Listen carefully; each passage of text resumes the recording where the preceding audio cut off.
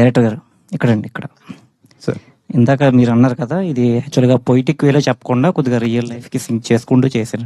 అంటే సాధారణంగా లవ్ స్టోరీస్కి ఏంటంటే కొద్దిగా లొకేషన్స్ కూడా కొత్త, అంటే ఫీలింగ్ కొద్దిగా ఆడియన్ మూడ్లోకి తీసుకెళ్ళడానికి లొకేషన్స్ కూడా కొంచెం మంచివి సెలెక్ట్ చేసుకుంటారు బేసిక్ లవ్ స్టోరీ. అలాగే ఇందులో ఏమైనా కొత్తగా ఏమైనా చూపించబోతున్నారు? ఇది బేసిక్గా మీకు ప్రాపర్ సిటీ తెలంగాణ వినిపిస్తుంది.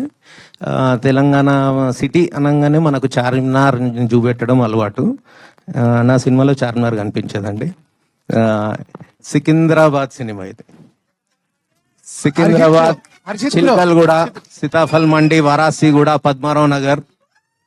My Shekhar Kamala stays in Padmarao Nagar. So yeah, Doodh Bowli it's prominent place in the film. Secunderabad cinema అండి. సికింద్రాబాద్కి ఒక వైబ్ ఉంటుంది. లష్కర్ ఏం వైబ్ అంటే మనకు హైదరాబాద్లో రద్దీ ఎక్కువ ఉంటుంది. సికింద్రాబాద్లో because of the Christian missionaries and railway quarters and railway thing and schools and colleges, mainly Osmania university. Population కొంచెం ట్రాఫిక్ తక్కువ ఉండి మంచి వైబ్ ఉంటుంది.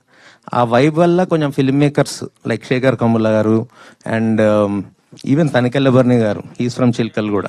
So I'm also from Padmarao Nagar. I use to stay in the lane next to Shekhar Kammula garu for 10 years and now I'm staying in Chilkalguda. ఈ vibe ఉంటుందండి. పోయెటిక్ అంటే ఆ స్టోరీలోనే వచ్చేసింది, లైఫ్ కనిపిస్తుంది.